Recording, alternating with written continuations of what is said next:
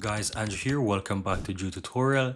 And if you're seeing the channel for the first time, special welcome to you. And in this video, I'm going to show you how to view your custom presets.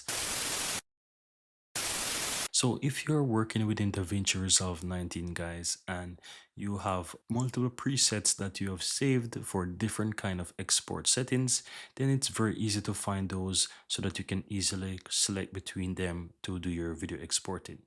So what you want to do, once you head over to delivery on the bottom, you could be in edit, you just need to click on delivery, and then on the upper left hand side you will notice that under the render settings you will have a preset section at the beginning there. So as you can see, mine is showing test, but in order to view all of your presets, they won't be across this area, but you will see a little drop down right beside one of those presets.